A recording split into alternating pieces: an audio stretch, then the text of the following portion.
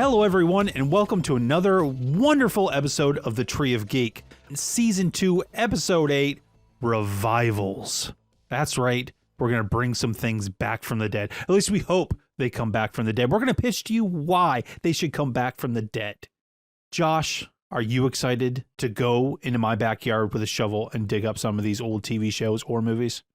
Only if you're not about to judge me for some of the ones that I bring up. Is this going to be like in Step Brothers where we have two shovels and we just were like swinging at each other, you know, because I touched your drum set? This is going to be like when I told you that I liked Ant-Man Quantumania. Some of these are I don't widely hate that movie. Some of these are widely disliked. There could definitely be some controversial takes here. Like, why would you want that to come back? Right. So we're going to discuss today, for all you listeners out there, some TV shows or movies that we think enough time has passed. We think that they should come back in one way or another, and we'll discuss how we think they should come back. But before we dive into that, we need to talk about what's new in the realm of geek. Josh, I'm going to toss the puck your direction. What's new in your world of geek? Well, first and foremost on my list, this morning, so about a month ago for all you listeners, SpaceX launched their third launch of the Starship rocket. Some of you might be thinking, I don't know what that is. What is that? Well, Starship is, we built this city. That is not it. Oh. No, the Starship rocket, it is, from what I've read, the largest and most advanced rocket to ever be launched. It looked pretty sleek, too. More so than NASA, to my understanding. What's NASA? Well, nowadays, yeah. So if anybody from the government's listening, take 1% of that defense budget and put it back into NASA, would you? Please, come on. But the rocket, the launch went off beautifully. The disconnect of, the booster rocket from the main rocket, it was unmanned. We'll say that first. No monkeys, no dogs. No. The separation went perfectly. Like, everything looked like it was going amazing. The re-entry landing procedure of the booster rocket didn't go as planned. To my understanding, it's not going to be reusable. However, the main rocket piece that's at this point in space was doing beautifully. And at one point, it hit 26,481 kilometers per hour. I did the conversion. That is 16,454 miles per hour. That's fast. That is absolutely insane. I can't even wrap my head around that. The video I was watching on the SpaceX, so it lifts off, it's getting faster, and he's like, yep, now it's going past subsonic speed. That's faster than the speed of sound. And I was like, I know what sonic means. I guess maybe a lot of people don't. It's like, it's now past the speed of sound.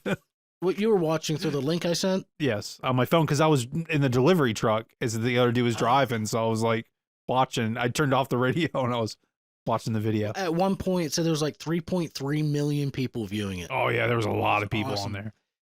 But as luck would have it, upon re-entry, the main rocket was lost. Basically, if you rewatch the video, like, you can see it very quickly glow this insanely like white orange before it turned into the Phoenix. Basically, yeah, it basically disintegrated and just like poof into nothing. Poof, bitch, be gone. However, I'm more than sure that, they're going to pull some amazing data from this in order to do it even better next time. Well, they said that every issue they had with the last one did not go wrong on this one, but now they have other things to figure out. Yeah, they said so at least they solved the problems from flight number 2. Yeah, because they were all excited because all the rocket engines on the booster were igniting. Last time, I guess some of them didn't. The one, they called it a PEZ door. I guess it's like the payload door that's going to eventually release satellites. It opened perfectly. Like, all these tests went great, except for that, coming back home thing. Yeah, which is the main part of it, really. But they'll get there. And I'm glad that humanity is taking the step forward. Like, we got to continue this, because for a while space was boring. The only thing that happened in space was they took Pluto away. Like, what the hell? Well, now I know Artemis 2 is going to be, I believe, a manned mission to go up and actually go around the moon again and land on the moon, I do believe. Artemis 3 is slated for, I think it was like 26 or 27. They're going to try and land again. Okay. So there's more than one. I just saw Artemis. I didn't realize there was. I'm really hoping that we see it, because these things tend to get postponed repeatedly. Well, they were talking about like this one. Well, if the wind is off just a smidge, we're going to have to scrub this one too. They said at one point, the 40-second mark is if absolutely anything comes into question, they scrub immediately. We're done. Yep. And so the whole time you're sitting there holding your breath like there's 10 more seconds. Are they going to do it? Did you notice that when everybody was counting down, they were off than the actual countdown? Well, so I was like, it's in the air. Why are you still counting? Yeah. Yeah, I did. So because you can hear the control room. I think we should see the countdown for the main like ignition and everything. I think they were counting down for the actual release off of the rocket stand. Oh. What platform? Well, whoever the video guy is and the audio editors, they need to fix that out. Their cinematographer needs to get it together. Yeah, come on. It was live. Do it right. What's going on? It just blows my mind every time I see something like this especially when you see the video looking at the side of the rocket and you can see Earth. It's just every time it's breathtaking. But I thought the Earth was flat. Well, yeah, it's CGI. Oh, that's a big budget, man. Yeah. Marvel should have hired them to do Quantumania. And a couple other movies. What else you got? What else you got besides rockets? Well, as I have mentioned multiple times now, my kids are getting in the graphic novel slowly. So I decided to be a little proactive and try and get them something that they could read in graphic novel format that I used to love. So I found them a graphic novel version of The Hobbit. First, as I said it way back in episode 1, when we talked about ourselves, introduced ourselves, first book I ever read because I wanted to sit down and read a book. There was no other reason. Bilbo Baggins. And I found this graphic novel. It was like $20 on Amazon. It came today. I'm flipping through it, and holy crap, the art is gorgeous. Full color, like not cartoony. Like each pane looks almost like a painting. Beautifully done. I'm really excited to. You gotta let me get my sticky fingers on that for a day. I might read it before I give it to them. So we'll see. Send me a link to it. Send me a link. Speaking of books, I took my kids to Barnes and Nobles for the first time. They walked in and their jaws pretty much dropped. And the price tags? Well, mine did at that. And they were saying like, oh, well, it's a library. And I thought they just meant, lots of books and stuff. So we were there for like an hour and a half. No, because people are sitting down on the walls reading books. At least they used to when I lived in Phoenix. That's all they would do. Yeah, still. And by the time we left, my 6-year-old had, I think, 3 books. My 8-year-old had like 5.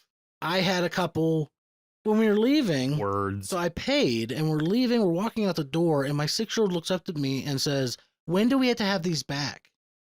And I'm like, "What?"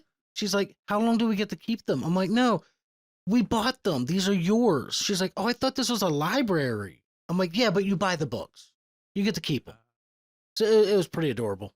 Is that when Danae looked at everybody and said, "Nerds"? You could see it in her eyes. You're raising little ginger nerds. Now, you could really see it in her eyes when I also bought it's a game called Marvel Champions. Oh, yeah. The card game. You sent me the... I haven't played it yet. I'm really excited to learn. I've watched a few YouTube videos. Around for a while, hasn't it? Turns out, Iterations of it? Yeah, there's many expansions and characters. Came out right after Pogs? Nah, not that one. No. No, but I've watched a bunch of videos on how to play it, and it looks pretty detailed, so we'll see how it goes. Well, we're done with D&D. We're playing Marvel Universe games now. Now, I'd love to bring it over, and we'll sit down and try and figure it out sometime. That'd be great. It would be fun. And I talked to Eric that I work with. He showed me the new cover for his new Steel Wolf comic book. He doesn't have the book ready yet, but he has the cover art done, and it looks amazing. That's fantastic. Can't wait. If you don't know what I'm talking about, go back a couple of episodes. I want to say it was Pixels Meet Popcorn. I do believe. In our intro, I talked briefly about my friend Eric Bennett, who he is living the dream-ish while still working with me. He's also writing, designing his comic book and getting them printed, and it's worth reading. So Steel Wolf, go back a few episodes. It's I think indiecomics.com or something. Go back and find it. What about you? What do you have going on new in your world? I started playing Elder Scrolls. No, I'm just kidding. I thought I was in John's seat. Right, I got confused for a second. Right there. John got so excited. And yes, I know you're listening to us, John. You can't deny it. Oh, I love John. No, we at this point, when this podcast drops, Yeah, Star Trek Discovery, April 4th, should be right around the corner within a couple days. I think it's like 2 days after this drops or something. So I'm really excited about that. You talked about SpaceX already. Stole my thunder there. That's fine. The Crow, June 7th, Bill Skarsgård. The trailer dropped today. I already put on the socials about, all the previous Crows TVs and stuff. So I'm pretty excited. I loved The Crow as a kid. I had the soundtrack on cassette tape. Played the shit out of it. The director, Rupert Sanders, he's done Snow White and the Huntsman and Ghost in the Shell. And he did the pilot episode for Foundation. So okay, a little up and down there, but, I'm excited for it. So now, I never watched it because that kind of fell into that genre that I never really got into. Is it true that the original actor was killed on set? Yes, Brandon Lee. It was almost like a Rust situation where there was a live round, and he got shot on set. And yeah, they finished the film. They used, I think, a stunt double of some sort. So there's certain shots where you don't see his face. It was mostly done, as far as I understand, but yeah, they had to do some. Is that scene in the movie? Like, do you actually see him get killed? I'm not that in depth as far as info goes. I would have to do the research. I almost feel like it's been a long time since I've seen The Crow. Like, in respect to the family, that they would change it, or I assume they might have. But it was there was talking early 90s. It was a different day and age back then. So yeah, we got that coming out this year. I'm pretty stoked. That's been in development hell forever. You had Jason Momoa attached and some other actors, and it just never happened. So when Bloody Disgusting tossed, I was going through and I saw that they had a poster. I was like, wait, what? I had no idea this was happening. The It guy is playing the Crow. So I just saw the trailer today, like a couple hours before we started recording. X-Men 97, the critics embargo has been lifted.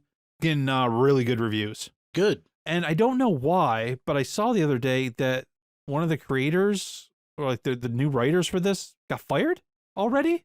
Oh, wow. I didn't do the research. I got busy. We got a lot of personal things going on. But yeah, I don't know what's going on there. But the critics say it's really good. And I watched over and over and over, and I taped and rewatched those cartoons as a kid. So I'm definitely going to watch the new season when it comes out. And finally, talk about some new episodes coming out. Airbender. I did finally finish up the whole entire first season. I don't really give a crap what the critics say. I think it's cool. And I'm looking forward to a season 2. I liked it better than One Piece and some other shows that have come up. Not that I don't want to watch season 2 of One Piece, but I thought this Airbender was engaging. I thought it had adult moments. I thought it had kiddie moments, emotional moments. The martial arts is really done well. I think when they're doing the airbending and the water bending and fires being blasted at people. And I have seen maybe a handful, maybe 5-6 episodes of the cartoon. So I wasn't super familiar with the characters, but I knew what they looked like. So I think that they did really well there as far as finding the right image. They're going to have to hurry up those because, with Stranger Things, kids grow up. Yeah. They get tall and they do things. So I think they're doing like another 3 or 4 seasons of this. So they need to get it going. I saw a comparison the other day of Millie Bobby Brown. Yeah, I just watched Damsel. It was Stranger Things season 1, and then it was season 2, supposedly immediately after season 1, and she looks 10 years older. Yeah. And then she looks pretty much the same for the next 2 seasons. Yeah. Well, the Damsel movie on Netflix, I just watched. She's like a grown adult, like a straight, early 20s adult.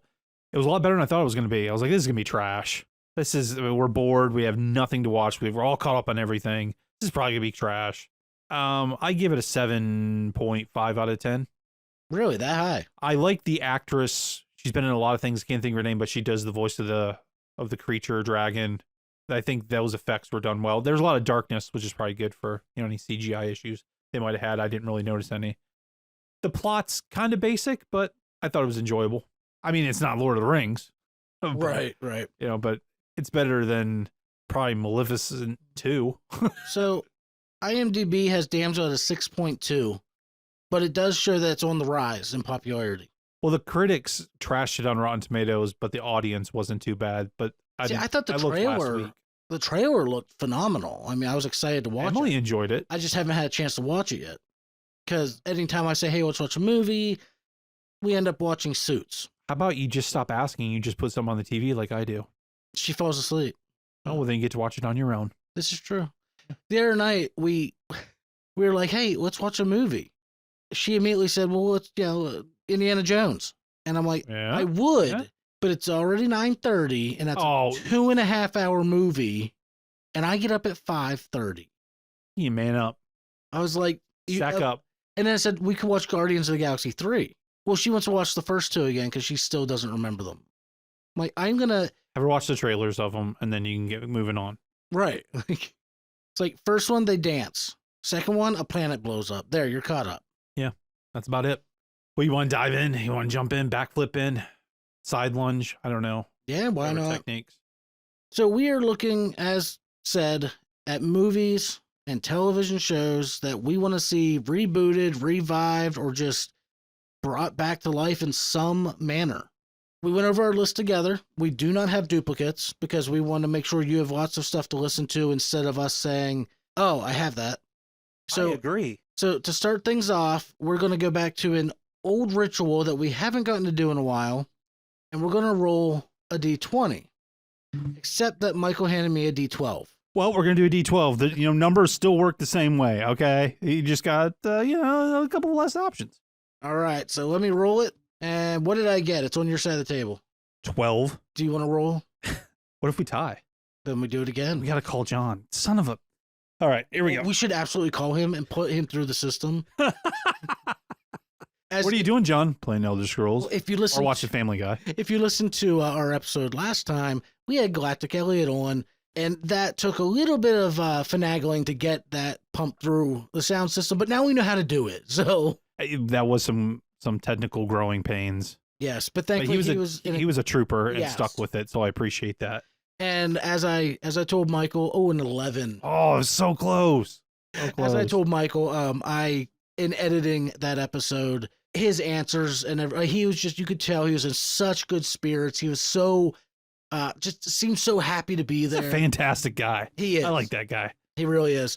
And I actually shared his the web address to his retro store to a few friends, and they all said they're like, this is great. I might actually buy from this. Well, there's a lot of amazing stuff on there. There is so many things. In the description on YouTube, I'll put the web address again. Check it out. I'll put both. I'll put Eric's comic book web address, and I'll put Galactic Elliot's retro store web address. Check them out. Use promo code Tree of Geek to get 0% off. Oh. All right. So to start this off, I did get the higher number. I'm going back to the year 2009. First off, did you do anything No, in I didn't. No? Okay. No, they're not in chronology. I don't think mine are either. I knew you were going to ask that. I didn't do IMDb. Did you do heights and weights? No. I didn't do IMDb ratings either. Oh, wow. I decided to veer away. We're completely fresh. It's like a whole new thing. Yeah, it's like we're a whole new podcast. Like So- we replanted our tree. I'll shut up now. Okay. All right. Jumping back to 2009, I have Stargate Universe. SGU. Yes. Not SG1, SGU. I do have the brief description of each of my shows. That way, if someone doesn't know what they are. But Stargate Universe is a very self-explanatory as soon as you hear the word Stargate. So really, really quick synopsis. Yes, they still have the big fancy round circle Stargate that takes you to different planets. The difference is it's on an alien spaceship, and none of these people can remember why they're there. Sounds like a normal sci-fi movie, but it's a show. They did, I think, 2 seasons. Robert Carlyle. So this was actually my very first introduction to the entire Stargate franchise. What? Yeah. You started with this? I didn't know any better. Oh, well, I mean, okay, I'm not going to so let bash me it. I'm just explain. saying I can't believe you started with this one, though. So let me explain. I was watching Once Upon a Time on, I think it was ABC, Well, Robert Carlyle. with Robert Carlyle as Rumpelstiltskin. Mr. Gold. And I couldn't get over how much I loved his character. And I just wanted to, I remembered him from the movie Aragon. He played a character in that. He was also in, we talked about this, 28 Days Later or 28 Weeks Later. Not the one about the pregnancy, the one about the zombies. Okay, so the first one. Yeah, isn't there a movie called like 29 or 9 weeks or something? I don't know. Babies. I don't know. But I loved him as an actor. Yeah, And he's so I good. wanted to look up what else is he in. Oh, Stargate Universe. I've heard great things about Stargate. So it was on, I think it was on Netflix at the time, and I jumped down the rabbit hole, and I absolutely loved it. And how did you feel when you found out there was like, it was like, wait, you're not getting any more? So how did you feel? I thought it was fantastic. I loved it. I finished the second season. I looked it up. Oh, it ended a couple years ago. It's not in 2009. The show started 2009. I watched it in, I think, like 12 or 13. And I was very upset. Yeah, So I wasn't very happy either. So I talked to a buddy of mine, and he said, and I quote, "Oh, dude, that one's shit. Go watch SG-1." And I said, what's SG-1? He's like, "What? Stargate SG-1." The one with MacGyver in it. And he said, "Well, first watch these." And he, on a USB drive, gave me the movies. Oh, like the SG-1 movies? Like the actual movies that SG-1 is then based on. Yeah, but you can't watch those movies Well, I did. before you watch SG-1. I did. It won't make any sense. Like, okay, it's great. This is really, really good. I like this. Let's go watch SG-1. First off, from movie to SG-1, huge CGI difference. Just throwing that out there. Huge. Yeah. I stuck with it. The Arc of Truth was one of them or something like that. Yeah. Yeah. But I stuck with it. And I watched SG-1 up until Atlantis. I quit around there. I never watched Atlantis. Well, I quit because characters were leaving and some were coming in randomly from the parallel show, and I didn't want to have to watch two shows, so I just stopped watching altogether. I think it was like season 6 or 7, something like that. But yeah, like Universe was my very first intro to it, and I absolutely loved it. We should do a Stargate episode one day. Oh, we totally should. I would love get a Joe reason. on. I would love a Joe reason loves to go Stargate. rewatch them. But after watching, most of SG-1, it became very obvious to me that Universe was the black sheep of the family, like heavily. Yeah, which is trash. But Not the show. I didn't think it was bad. Yes, it was a very different take on the Stargate. Well, because they can go from planet to planet and Right. fight gold every day. Right. Yeah. But sure, it was a huge, huge change up on the original Stargate, formula. But I thought it was in a good way. I thought it was a whole new sci-fi itch that you could scratch because, they're jumping to different planets and there's different threats. And, we don't know what the 13th symbol or 11th symbol, 10th symbol? I don't remember how It's been many. a long time since I saw Like Southern Georgia University. Like, oh yeah, how do we unlock it type of deal? And I don't know. I really, really enjoyed Stargate Universe, and I would love to see it come back for either a complete reboot with the same plot idea of the Stargate on a ship, or even bring back some of the original characters and give us a so many years later type of thing, like, oh, we're still on the damn ship. Yeah, because that cliffhanger they leave you on, I'm not going to spoil it for them, but it was kind of like, I don't know if they knew they were ending or something, but it was kind of a cop-out kind of cliffhanger ending. See, that's the best part about these lists is there's really no spoilers because they all ended before they could end. Yeah. Well, SG-1, as of even 2 years ago, there's been rumblings about Amanda Tapping coming back in some iteration of another Stargate show. Who knows? I think, I don't know if it's the right time for that sci-fi market, but I would personally want some Stargate to come back, whether it was Universe, SG-1, even another movie of some sorts. Well, I feel like there's a big void in the sci-fi arena right now. I mean, we have Halo and stuff like that, but we don't have a big running show like Stargate Universe or... Sci-Fi Channel has a few things, but it's nothing that I can keep continuing watching. And they even had a Dark Matter show, which it should be an honorable mention here. It got 2 or 3 seasons. That was good. And then that was gone. And that was based off a comic book first into a TV show. But they've got that one where they're on asteroids all the time or something. I can't remember the name of it. That was Armageddon.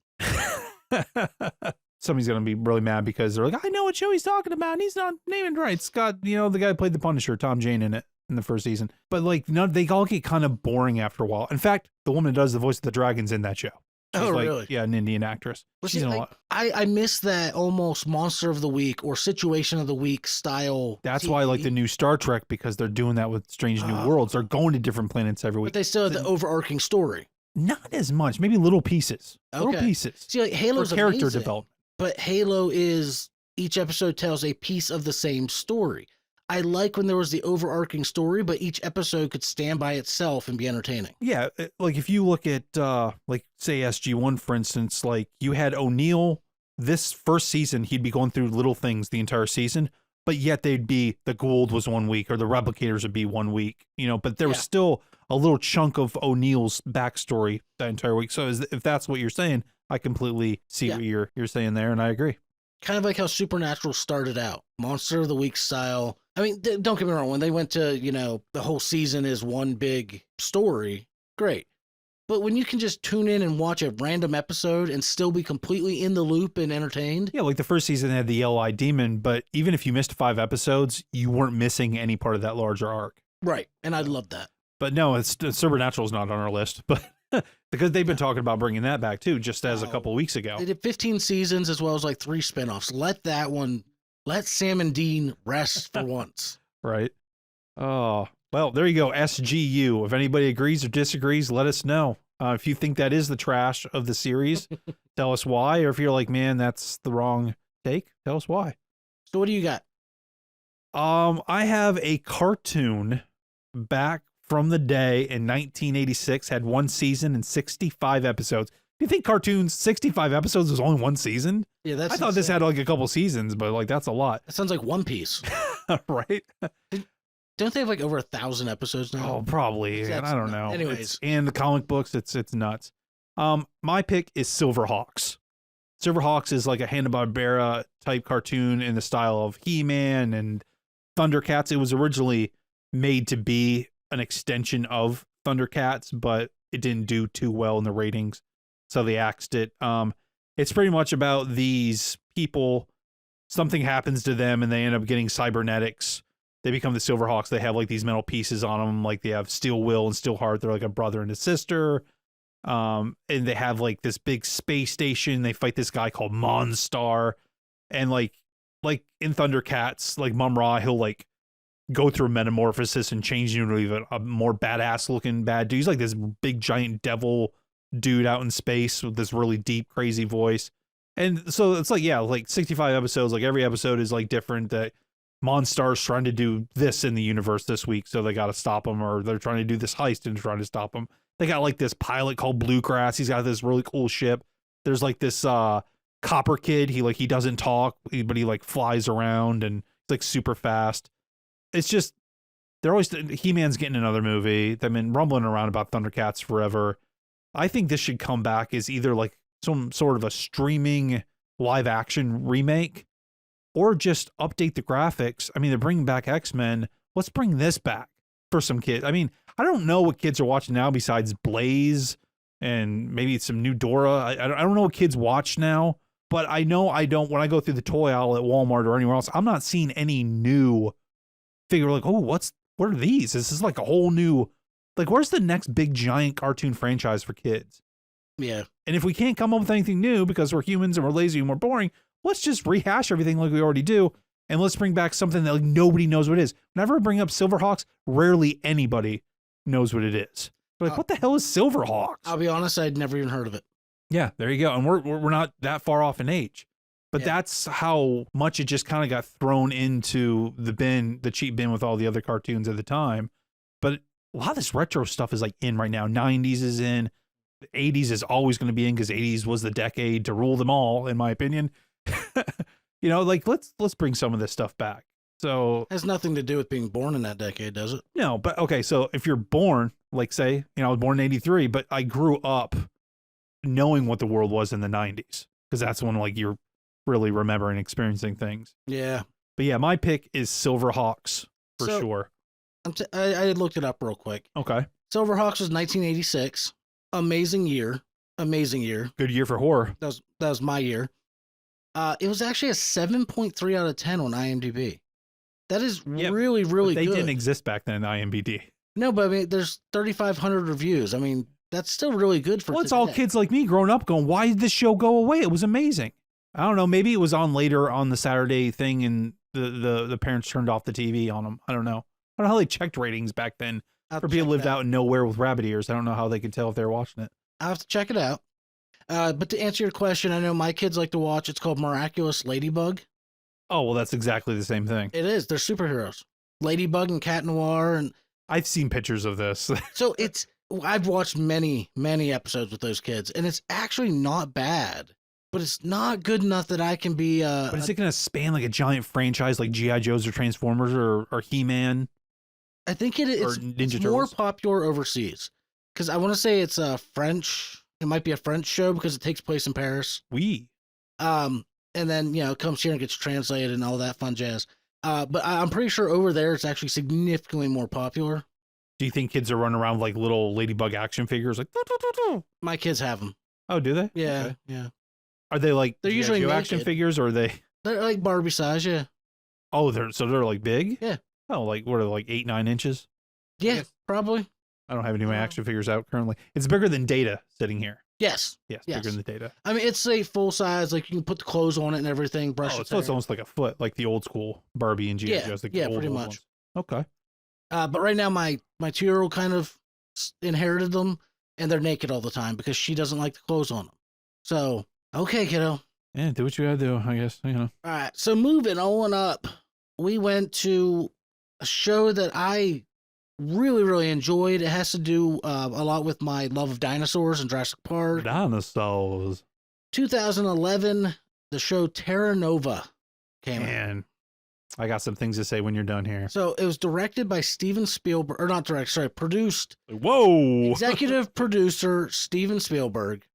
A lot of people have never even heard of this show. No, but don't worry. La Brea has gotten like 4 or 5 freaking fucking seasons. Whatever. Continue. So That show's trash. quick synopsis: in 2149, an overdeveloped and polluted Earth is dying. So, with no way to reverse the damage done to our planet, a group of scientists find a way to open a fracture in space-time to go back in time. And this creates a portal to a prehistoric Earth, leading to a last-ditch effort to save the human race by correcting our mistakes of the past.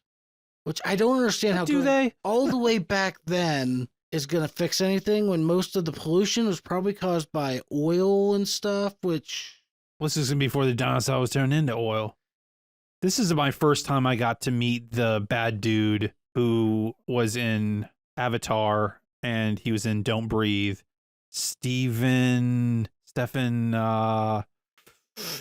Lang. Stephen Lang, which a lot of people thought he should have played Cable to Josh Brolin. Oh, right. Yeah, he was like the leader of the base in Terra Nova. Yeah. He was, and I was like, this dude's a tough dude. Like, He's I like that, this like, guy. that rough, Yeah. just all-around rough guy, yeah. It was maybe there was too much interpersonal stuff with characters, but that's what people complain, character development. But then if there's no character development, it's just action.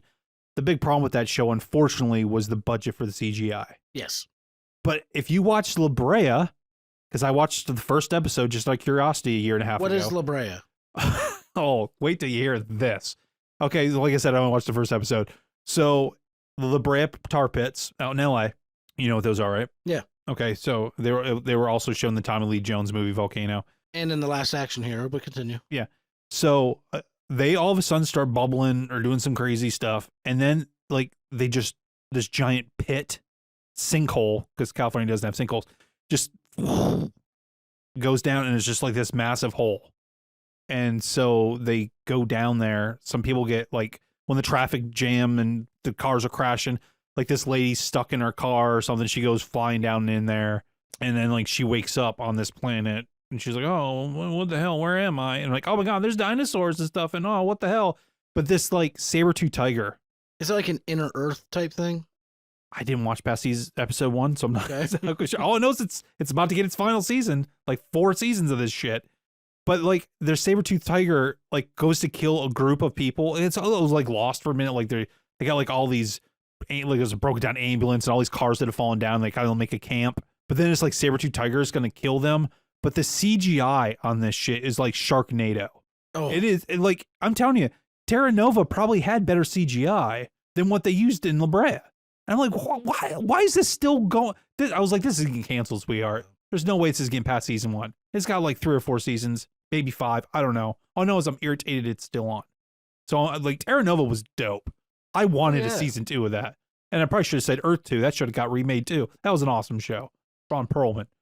But yeah, Terra Nova, man. I completely agree. well, what was it? Jason O'Mara played the leading character. Yeah. He was the cop dude. Yeah. He was cool. And so, I He mean, was a sure, dad. the CGI wasn't perfect by any means, No. but it had its moments. It was engaging. It was a very engaging I- show. Like you got invested in the characters. Yeah, if somebody's about to die, like the little girl, Yeah. like the daughter, like I was like, dude, what's going on with her? Is she gonna die? Well, and it was a great premise. It had, I thought, great acting, like a really decent Well, cast. Stephen Lang doesn't phone it in, buddy. Like no. But for some reason, I don't even know how many seasons it lasted. Was that an NBC? Because La Brea is NBC as well. I don't know. It looks like it lasted a whole season. I mean, I could be wrong in the NBC part, but it seems like an NBC type show. I'm not seeing Look who on my it was Peacock. by. You can watch it on Amazon Video, though, it says. If it was a Fox show, then I know why it got canceled, because it was Fox. They don't keep CGI shows and special effect, or they don't keep sci-fi stuff. They don't. Right. Yeah. I liked it, so take it as you will. Now, do you want this brought back as another TV show or a movie? I just found it. Fox. It is Fox. Oh, man, there's another one of these on my list is another Fox show, too. I would love to see it come back as a movie, just to start off a TV show. Yeah, like Disney, dust this off. Put it on your streaming service. Let's go. Even if it's a straight to TV style movie, or even just do like a Disney Plus, 2 episodes together as the first episode. Okay, yeah. You know what I mean? That's what they did with Stargate SG-1. Yeah, give me a 2-hour first episode and then do the 45 minutes or whatever after that.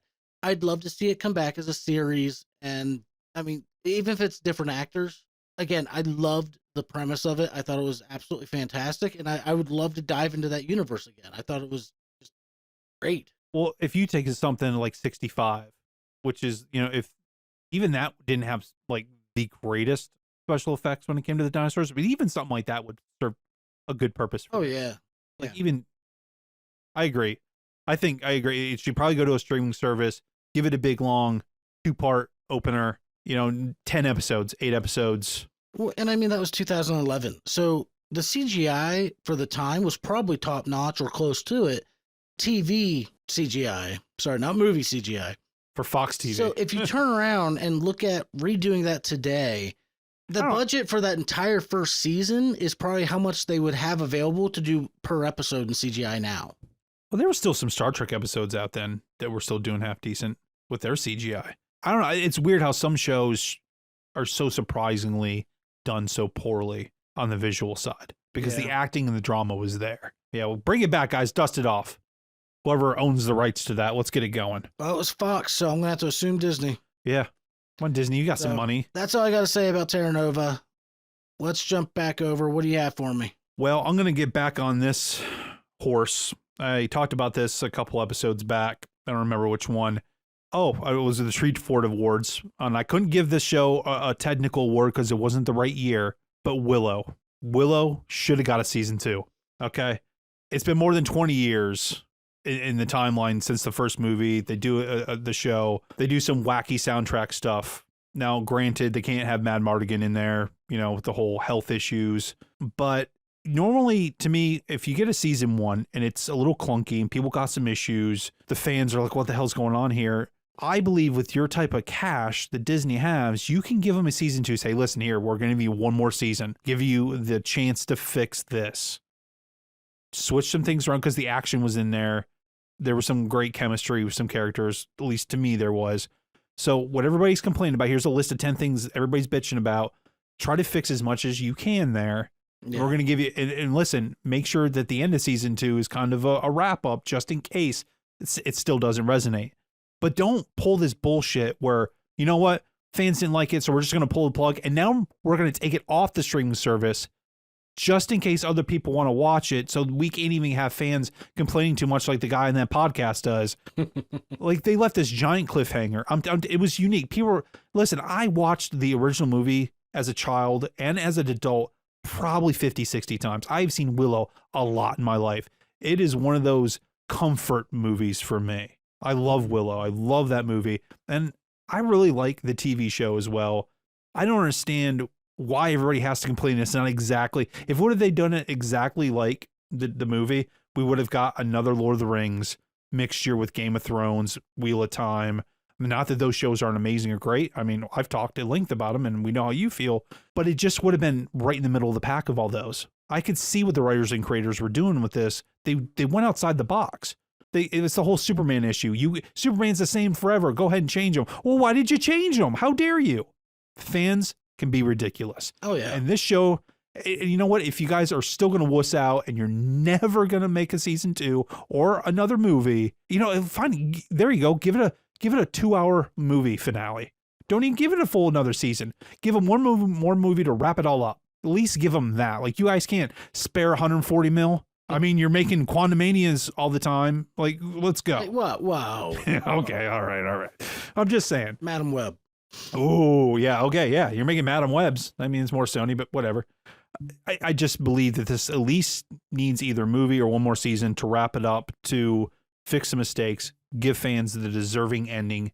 And listen, so many people were excited this is coming back. These actors were so excited they got to join this universe. And then it's just like, nope, sorry. And they did the whole Batgirl thing and just we're going to shelve it. You had your chance to see it for a month. No longer. Sorry.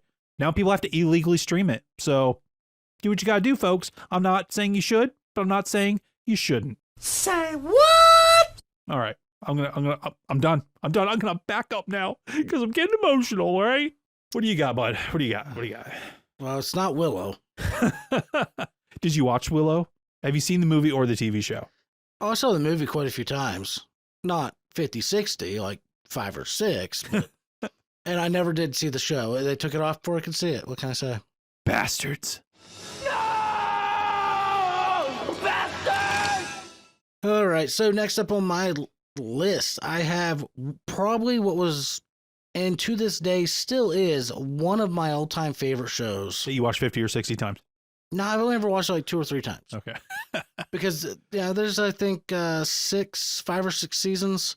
Eureka. Oh, man. Stop playing the Maytag, man, and let's get back to Eureka. Tony Stark. So, all right. So, Eureka, 2006. So, I mean, I got into it. Actually, I want to say I got into it probably after it had already ended. Maybe around that time. Quick synopsis is there's this random town that the government owns, and they relocate some of the world's like most incredible geniuses and scientists to it with their families, of course, where they do innovative, R&D, research and development, and daily life there is just nuts. Like there's something always blowing up or some chemical thing's gonna, like, people are turned into like invisible people and right. And tell us about the main character, the main protagonist of this whole thing. Yeah, we find out the main protagonist, he's a U.S. Marshal, Jack Carter. I have it written down because I knew I wouldn't remember it. His car breaks down right outside or right inside the town border or whatever, and while things are getting fixed, meets all these very eccentric It doesn't even notice. Citizens. Doesn't even notice. And he ends up becoming the local sheriff because he decides to stay, and it's what I was saying. It's like every episode is a standalone episode with an overarching story. It does everything from make you want to cry to make you want to cry laughing. There are some very emotional parts, but there's some hilarious antics as well. The acting I felt was top notch. Oh man. And I found this completely, for the most part, by accident.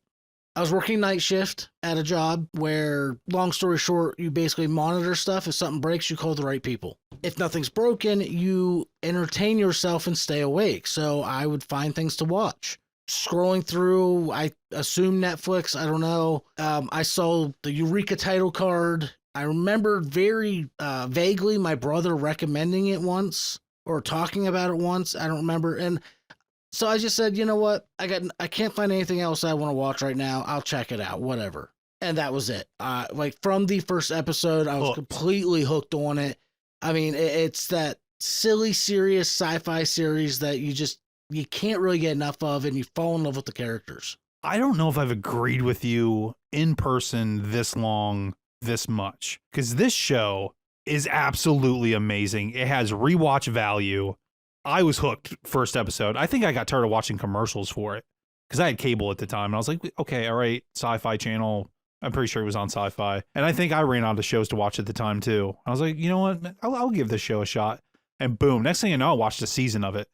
I think there was maybe 2 or 3 seasons to go. How many seasons was this? It says it ran from 06 to 11, so I'm assuming 5, maybe 6 seasons. I think 09-ish, 010 is when I started. So, I mean, it was getting close to maybe even come to the end because I binged it and then was like getting towards the end, and I was kind of sad when it ended. But every character, I like the Stark guy. I liked his wife. I loved the love triangle. Like, it was just his best friend who works in the garage, Henry, was that his name? Yeah.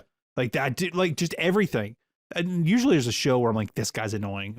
Why is this dude in this episode? Like the tall, lanky guy that's like a hunter dude. He was really wacky. I was like, this dude's going to get annoying after a while. But he didn't. Yeah, there's like every episode that was weird. It was, it was almost like, I can't even really compare it to another show. It was just what wackiness of the week is going to happen. And so like you see the sheriff just roll out of bed and like his house, his AI house that like falls in love with him. Like that's a horror movie. They have a horror movie about like, because there's even an episode where the house is like, no, you're mine and you're not leaving. It's going to like kill his daughter and shit. I'm like, oh my God, dude, like calm down. Oh, just great. That's why I need to start rewatching for bed. When I'm done watching this 90s thing, I started rewatching Eureka because I cannot recommend that show enough, and it needs to come back. Bring back, okay, he's been gone for 15 years, something, bring him back. Like I don't know. Yeah. It's kind of like the Firefly issue of like redoing it with a whole nother cast. It'd be weird. But if they bring back the guy that plays Carter, like it'd be great. Well, and he's playing the Maytag man on commercials now. That's what he's doing. Or he's a talking head on I Love the 90s or something. Well, and they gave this show an actual ending too.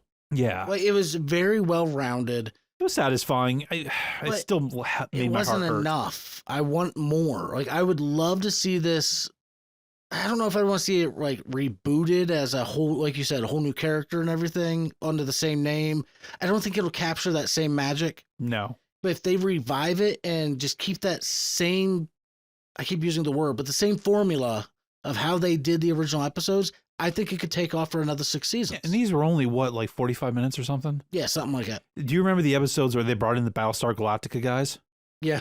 Yeah, I do. Trisha Helfner, I think is her name, and then Balthazar Getty, whoever played him, and the one girl's like in a red dress, the same as Battlestar. I was like, and I didn't understand it then because after I binged Eureka, I binged Battlestar. So I was like, oh, okay. Now I get why everybody's talking about this. Okay. Yeah, fantastic show. Cannot agree more. That needs to come back. Of all the ones on my list, this might be probably the one I wanted to see the most. It's fun. I mean, it did last for a couple seasons. It's not like, oh, this one was out after one season. Most of mine got cut really early, but yeah. So enough. We could probably do a whole episode on Eureka. So before we do, give me any ideas. Let's move on to whatever we've got going on. Well, this one irritated me too. This is another recent show that got cut off as of last year, left on a huge cliffhanger. Have you talked about it? I think I might have mentioned it quickly. I know Stephen Amell has probably talked about it. Heels on Stars. Basically, it's a show of a guy who's taking over his wrestling company for his dad. Has a lot of cameos of actual wrestlers in it. Stephen Amell plays the main character. The lady who plays his wife is fantastic too. Some of the sharpest writing I've seen in a long time, and the dialogue delivery in this show. There's a guy who plays I don't remember his like actual wrestler name, but it's Wild Bill. That's what it is, Wild Bill. CM Punk's in here. If any of you CM Punk fans, go back and watch Heels on Stars. But the dialogue delivery that they give, and the bad guy that wants to take over their company, this character named Gully, it really gives you an idea of how indie wrestling is. And they had a lot of actual wrestlers involved in the making of this show. It wasn't just some guy speculating. Like they brought in wrestlers, had them in the ring, had them part of the writing process, had all this stuff going on. But they live on this huge cliffhanger, like a paralyzing cliffhanger. And you're like, how are they going to get out of this? Like, how is this? It's another one of those things, or why did it not get a final season 3? Just figure out this cliffhanger and wrap it up. Like, this is an easily wrapped up show. Sell the company implodes, somebody dies. Like, there's so many angles, so many wrestling angles you could have won at here. But instead, like, and even Emily, who's not a wrestling fan, watched this every week with me. I have like 3 shows ready to go. It's like, we got this show, A, B, and C. Which one you want to show? Like, we'll do Heels first. I'm like, you want to watch Heels first? She's like, yeah. What's going to happen with Jack? I want to see Jack. Well, now even Emily's hopes and dreams got destroyed. Now it probably doesn't help because Stephen Amell's built like a fucking tank. he's pretty to look at. Who doesn't like looking at it? Remember like when Arrow first came out and did like the salmon ladder thing? Like chicks were just dropping left and right over this guy. And yeah, I know. I don't know. I watched that thinking like, wow. I don't know if during the SAG strikes, because of what Amell said, had anything to do with this getting canceled. I know he was critical about things and about the strikes, and hopefully that's not the case, but Unfortunately, it may have had a lot to do Yeah. with it because a lot of people can be very petty. yes, very. I mean, I didn't even talk about the Scream news about, everybody got fired there, but now they're bringing Sydney back. Like, officially, she signed the papers. She's coming back. But they fired the other people, or the other people fired and then quit. But anyway, back to this show. Amazing, fantastic wrestling show. Great writing, great character development, awesome action in the rings. Like, the drama and the funny nature of them joking back and forth. And I don't know, it just really sucks that this didn't get an ending. Like, we're never going to know. All I can picture now is this guy laying in the ring and never know what happens to him. What happens to his brother, to his wife, to his kids. I'm never going to know now. You should message Stephen Amell on Twitter, X, and just be like, hey, can you just tell me what happens? Yeah. Well, or find out who the director, writer, creator guy I was. just need to know what happens next. It's what happens to your character. Jack Spade. What happens, bro? I need to know. Where did that money come from? Like, I need to know. But I guarantee Stephen Amell had a big part in probably the writing and the directing of it. I mean, Yeah. he's a very multifaceted person. Well, when I started AEW, when it first started, he was on the very first pay-per-view card. Like, he did a wrestling match because he had done a couple wrestling indie stuff, and Yeah. this is stuff for WWE. I was like, oh, this is cool. Like, he's here, like, yeah, it sucks that you fall in love with something like that, especially like when the Iron Claw was being made and going to be coming out, and it just would have been a perfect fit to have all these. But listen, we were doing everything great in comic books and comic book movies and stuff, so I guess wrestling's getting the shit out of it these days. I don't know. Give it time. Yeah, I don't know. I if I rant too much, I'll just get really sad about this one. So I'm going to move on, and I'm going to give it to you. All right. Well, I'm going to tag you in. speaking, I know that's a wrestling reference. Speaking of comic book movies, my next one is actually a movie, not a TV show, based on a book from the early 1900s. The books actually date all the way back to Pride and Prejudice. No. Oh. But the books actually date all the way back to 1911. So understand, by the time this movie came out, the source material was already 100 years old. And I'm talking about John Carter, the man from the Civil War who ends up on Mars. It got horrible reviews. It failed at the box office, or they say it failed, which I have the numbers. Cost $250 million to make the movie. It brought in 284.1. So, oh no, Disney could only make $34 million off of this movie. So it was a flop. I don't even know why it was a flop. The only thing I it can was guess is great. it was a little hard to follow. My take on it was that it failed because so many people were unfamiliar with the source material. I mean, they made some comic books with the same, premise and whatnot, but being based on a book that's over 100 years old, most of the younger audiences, why are you going to take the time to go see a movie about somebody in a book that you never read when the Avengers came out the same year? Well, Friday Night Lights comes out. I don't think True Detective was out yet, but Taylor Kitsch, Friday Night Lights, playing Tim Riggins, fantastic show. Minka Kelly. So I think that they're like, oh, well, this dude's hot right now. They were talking about him, did he do Gambit yet at this point in X-Men, in the Wolverine movie, where he was in the X-Men Origins, unfortunately one of the worst X-Men movies ever made. You continue talking and I will look it up. So if that is true, I think they're like, well, Taylor Kitsch is going to make this for us. And then he did season 2 of True Detective, and that bombed too. So maybe it's a Taylor Kitsch issue. I don't understand. I did watch it. I thought the CGI was fine. Of course, I liked Cowboys and Aliens as well, and that movie tanked. I thought that was cool. But this one was a little bit harder to follow. Like, I don't remember specifically, but I know like he runs through this cave and ends up on the Mars thing or some days he like fall asleep, and then I don't remember specifically, but it like if you just watched in the theater, it's hard to absorb everything that's going on in the first place. I thought the Martian dudes with the 4 arms, they have 4 arms, the Goro looking dudes, like, they were cool, but yeah, I didn't know much about it going into it at all. I didn't know anything at all. I was just like, oh, this was a comic book, like a pulp comic book that I saw somewhere, like a pulp novel, or that's all I knew from like the covers. So it looks like he played Gambit in 2009. Okay. So, and then John Carter was in 2012. Battleship was in 2012, which I think we talked about before. Taylor Kitsch was around for a minute. And of course, Friday Night Lights from 06 to 11. So, I mean, yeah, he's been around the block. But I thought it was a fun movie. I think it's deserving to come back in one way or another. I think this would work better as a TV show so you can understand what the fuck is going on. Yeah, I mean, recast it if you have to. Oh, I think it should But- definitely be recast. Give it the time of day, I guess, basically. I mean, make it into something that's worth watching. If you can have a show like Foundation, which Emily checked out episode 1, I got through a couple episodes, haven't really continued on, but it's kind of a slow burn, super slow burn. If you can have a show like that that's getting a couple seasons, back in the day was a pretty big property, I would assume back in like the 40s and 50s. That's the time of all those old Rocketeer type, The Phantom, all those type of things. Right. I mean, if nostalgia is there enough, is this a Disney thing? I think it was. I think this was like a Fox, maybe. Disney. So it was actually Disney? But all in all, super fun movie. At least I thought so. Especially the like jumping forever because the gravity's different. And Yeah, there's a lot of young actors now that need something to do. There's a lot of streaming services now that need some content. yeah, Disney Plus needs some content. And Apple TV, pick it up. Anything Apple TV picks up seems to do really well. I tried to watch the Wing show, something about airplanes, Austin Butler in it, and something got messed up in my streaming, so I wasn't able to watch it. But Apple TV's got a lot of really good stuff, but there's a good place for it. If Disney doesn't want it, offload it, sell it off. Sell Apple TV Willow. There we go. Yeah. I mean, look what they did with Mythic Quest and Ted Lasso. Oh, Mythic Quest. I didn't watch Ted Lasso yet. I watched a little bit. It's good. I'm not a soccer guy. not a football fan. Football. Football. We've talked about this. I like hockey. I don't really Yeah. do other sports, so I like couldn't get American into football. it.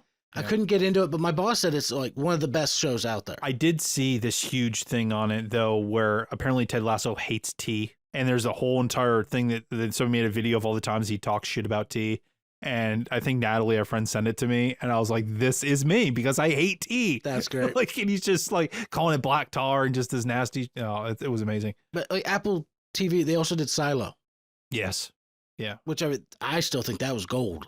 yes. Let's get to Mars. I mean, we've talked about SpaceX already. One of the goals for humanity is to get to Mars, and it's getting reignited lately. There's a lot of documentaries about that going on right now. Let's capture that spark, and let's make a studio some money with it, shall we? Yeah, bring it back. I agree. Yeah, let's get it into new cast. CGI is good now. Put it on a streaming service. Do it!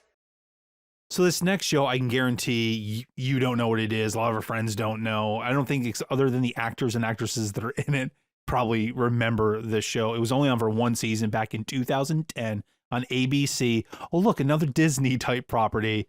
Wait a minute. Who are you? This is called The Gates.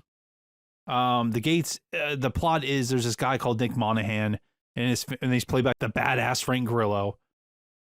He moves from Chicago to the serene, upscale, little gated community called The Gates as a new police chief, because that's what people do when they move to new towns. They become police chiefs, right? Apparently. Well, after all these weird occurrences kind of happen, he realizes that this isn't some normal place. We got witches. We got werewolves. We got succubi. We got zombies. Oh my. Okay. I think Rona Mitra was in this. She plays like this vampire badass lady. And like every week there's like another character that you find out about in the town. Like one's a werewolf, like I said. The other one is like the witch, and the witches don't get along with the vampires. And like the season one, they're like all kind of trying to figure each other out. And there's like who's trying to take over the town. And like a lot of cliffhanger shows like that, like Lost, which, got an ending. This didn't. They got one season. ABC yanked it. Ratings weren't good enough. It was just the way horror is now. It's on the rise. Horror is doing great right now. And I think this is the time when you have a show that has all these different creatures in it, and like they're all interacting. I think if you put this on a streaming service and make it rated R to where you can see some blood, you can see some guts. It doesn't have to be completely graphic, but if we're going to get a Michael Myers TV show, we're going to get a Friday the 13th TV show. Scream has come back. Horror is on the rise. Like it's doing well right now. Now is the time. This is a show nobody remembers. Like you never hear anything about this. There's no fans clamoring for it to come back. You dust this off, people go, what? Oh, that was a show before? And even if they don't even know there was a show before, if you just market this somewhere as something brand new, even rename it and give it a whole reimagining, I would watch a show that was like that. And I remember watching the trailer Like this guy, Verona Meecher's in her kitchen. This guy, this plumber, electrician dude, he fixes something. And he doesn't even like super strongly come on to her, but he kind of does. And she's like, oh, okay, well, yeah, sure. And then she fucking murders him because she's a vampire. She's super strong. And this dude's like this big dude. I didn't look up his height. I missed it, but he's clearly like a foot taller than her. And like, Amateur. yeah. But yeah, she ends up killing him and like drinking his blood and stuff. You're like, oh, okay. And then like they did it like it wasn't very sci-fi heavy as far as like CGI. Like you didn't see a lot of crazy stuff. I don't know if they just didn't have a huge budget, but if you put this on a place that has a type of budget to show the things that they can now without costing so much, dude, this could be gangbusters. This show could really take off. And I think you should come back. Would you be interested in anything? Like, I know you're not a huge horror guy, but does that even sound remotely interesting to you? Yeah, actually, it does. Like it sounds almost like I was saying before, almost like a Monster of the Week style. Like, just give me something completely out of left field, something that we haven't seen before. And this sounds like it could potentially have been it. There's nothing else really like that around. I mean, it almost, when you first started describing it, it kind of reminded me of Grimm. Right. But from almost a not as dark point of view. Yeah, you could have it. Yeah, because like that was like like he's trying to find out like the really bad people and he's got to track them down and this and that. And like some aren't actually bad and some are good. And, whereas this, you could just like, you don't even have to send around just around the sheriff because that trope's kind of been done before. Mm-hmm. Like you can rework this. But I mean, you just have like Eureka only with monsters. That's what I thought it was going to kind of be. And they should cast Leather Jacket as the main character from AVP2 and get the Libbity Bibbity guy. Cause like those two would just, hey, I'm the new sheriff and I see my patch here. It's on my leather jacket. Yeah. See, it's this little shiny star.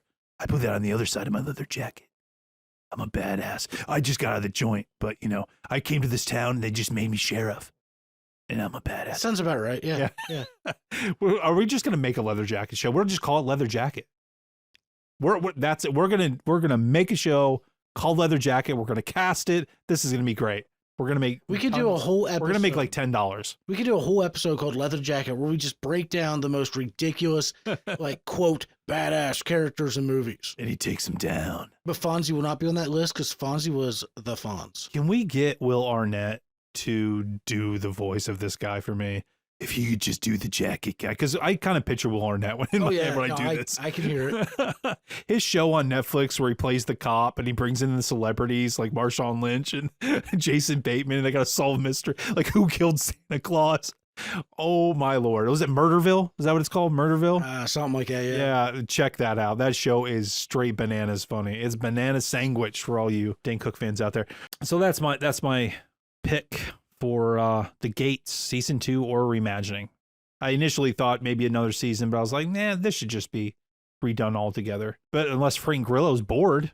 Just a heads up, when I tried to look up The Gates, the first thing I got was a serial killer in the 1800s being put to death, and he puts a curse on the prison. So it's not that one. No, not that at all. But yeah, it's called Murderville. I just looked that up. Yeah, that show is... Oh, gee, Ken Jeong's in it. Really? Conan O'Brien? Yes. Like these celebrities are his trainee police. Is it still running? Got like 2 or 3 seasons. Got like a lot of episodes anyway. I'm gonna have to check it out. But the one with Santa Claus, where you get Jason Bateman as his trainee, and they have to solve who killed Santa Claus. It is wow. See, I've seen the previews for it, but I never actually got a chance to watch it. Yeah, I'm not saying there is a couple episodes where I was like, yeah, this one's not very funny, but doesn't matter. I gotta watch it now. Gotta check it out. But if you wanted to watch something else and you didn't have any, what would you bring back? Well, I am about to tell you one that's probably a little controversial. Oh, no. Not that it was like a bad, like, not that it was a polar show where some people loved, some people hated it. It's just, it ran for 12 seasons. All right. I'll hear you out. So from 2005 to 2017, Bones was on, I think, ABC. Yeah, maybe. I don't know. I didn't watch it. I don't remember. There's just something about that procedural He has show. the angel guy in it. Yeah. Oriennis. He played Agent Sealy Booth. What was his name? David Borealis or whatever. Aurora Borealis. Sure. And I ran. See, if you listened to the last episode, you would remember that callback. Yeah. But I really enjoyed that show because it was, again, I mean, I'm driving this dead horse home. Every week was something different. Every week was a different murder to solve. Wasn't it just another CSI Yeah, kind of. with more romance? No. No, there's no romance. I mean, very little. Did they get with each other? Eventually. Yeah. But no, it was almost like House, but in a CSI setting where they figure something out by the most random whatever, or He went from this and did the SEALs show. He's like a Navy SEAL now. yeah, he did. But I thoroughly enjoyed Hilarious. Bones. I would like to see it rebooted, give it a whole fresh, younger cast, and maybe have what was her name? Not Zoe Deschanel, Emily Deschanel, which they're sisters. Oh, because their last name. Yeah. They are sisters though. Have Emily Deschanel come back in as, you know, the head of it, like she was, and maybe she's handing it off to the next generation, or she's still in charge of it. We have a whole new cast, and have, if they could get them, some of the original characters do cameos and stuff. Like, I think it would be fun to bring back. I don't would have that many shows like that anymore. no, but they did just bring back CSI and Law and Order SVU. So maybe somebody was like in your phone and saw like some notes you had written down, because all the shows that it was like, they just brought back. So I mean, I would love to cheer you on here and say, oh man, episode 5 was great. And this, I don't think I've seen one full episode of the show, and I know it existed. I just was never interested. I wasn't a huge Boreanaz fan, and I didn't really know. I was like, oh, they solve murders. I'm already watching CSI right now, which I never really fully committed to or finished, because I was like, oh, they're going to solve it, and, you know, they're going to figure it out. Yep, sure, okay. House, yep. Oh, there's a disease, and he's going to be mean to somebody. Oh, yep, he figured it out. Okay, yep, sure. Do me a favor, and if you ever get around to it, watch an episode or two and just let me know what you think. I always really enjoyed it. Do you have any recommendations of any, like, should I just watch the first 2 episodes, or I would, jump into a because- later season? I saw half of an episode of Doctor's Office once, but it was way later and they were already together. See, yeah, So- I mean, the episodes I would recommend require background knowledge to fully understand what's happening. Because, like, they're some of the best, but they're the climax of an overarching story. Okay. So I would say start in the beginning and just give it a shot. Who would you have play the lead character in this? If Boreanaz is gone, or maybe even they do like a Stargate thing where O'Neill was now the colonel. Well, I guess he was always a colonel, but now was he the major colonel? I don't know. He ran the facility, and then he had Emily Black's character and everybody underneath him. Who would run this Bones program? Or was she just a forensic person? Is that all she was? She was a And he forensics, was a detective? a forensics anthropologist, where you use bones and, you know, whatever's remnants essentially to figure out what happened to somebody. Like she would look for, you know, microscopic scratches that could be, you know, resembling teeth marks and stuff like that for cannibalism. What was he? What did he do on the show? He was an FBI agent that got paired up with her for a murder, and they ended up just staying partnered because it was useful for both of their jobs. Castle. Yeah, yeah, actually. There's a lot of shows that are so similar if you really think about them. They're Oh, yeah. just a hair off of each other, but so close. But yeah, So Bones, you want, I loved it. and you're just mad it's gone. But you got 11 seasons, man. 12. 12 seasons. It's like, Well, that's why I'd like to see it come back, but with fresh faces.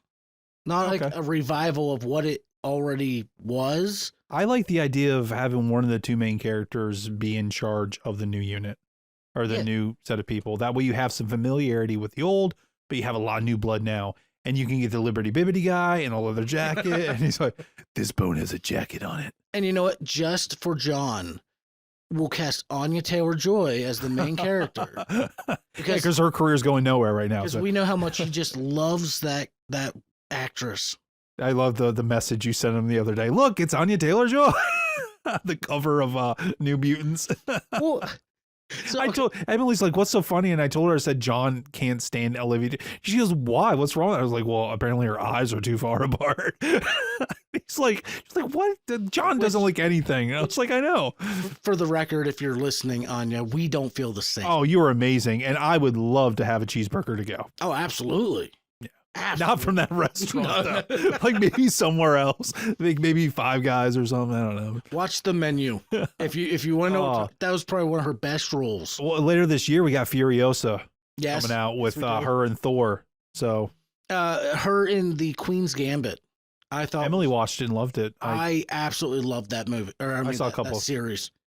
Couple minutes. She's a chess prodigy. Yeah. And she falls down the hole of There's drugs and Russians alcohol. And Yeah. it is a very, like, Tripping in her hotel room or something. it is one of those shows that are so slow, but there's so much that happens at the same time. They got a whole entire season to show it all. And like we also said, along with that in the other episode, But you don't get Last bored. Night at Soho. Yes. Yeah. Yes. With also Matt Smith. Yeah. Want to move on now? Or we just talk about, we're doing an episode on Anya Taylor-Joy? We can do something on her. Put her in Eureka, and then we can talk all night. Oh, that'd be great. Yeah. All right, go for it. All right. I think we're coming towards the end here. I've only got one more and then a few I honorable have mentions two. that I'll explain. I have two. Oh, Well, it's because I went first. So you'll go, then I'll Oh. go, then you'll go. Okay. It's called math. Numbers. Fucking nerd, man. You hand me a D12, Nerd. not a D20. So- No, dude, it was, I don't know how to the D20, but the D12 was laying on my desk, so I just threw it over here. And I'm sorry, it wasn't consistent. We, Fire away. What do you got? Fire me here. Almost Human Season 2. Ooh. Season 1 got one episode. I mean, Short season. it was just Almost Human Season 2. Got one season on Fox, 13 episodes. So in the future, there's some robots that help out in the police force. Carl Urban, good old Carl Urban before he got famous, because he wasn't famous yet. No, he was pretty famous even then. I don't think he's never not been famous. Yeah, I love Carl Urban. So in 2048 is when this takes place. Well, he's a kind of a washed up detective dude, got a lot of like demons or whatever. They give him this unit as his sidekick, and I think it's like there's something wrong with this unit. Well, they initially give him one, and he just kicks him right out of the car. He like asks the robot dude a question. He's like, "I am not," like they kicks him right out of the car and kills him. Like, I don't even kill a robot, but he turns him off, so to speak, or the road rash does. Hard reboot. Yeah. Yeah, so like it was basically this murder of the week. You know, had Minka Kelly in it. She played one of their like scientist ladies. Just really good music in this show too. God, I can't think of this one song. It really hooked me on this Canadian band. Yeah, I was like, it took me. This was back before it was like so easy to find a song. I Googled and Googled and Googled to find this song, and now I can't even remember what it was in my head.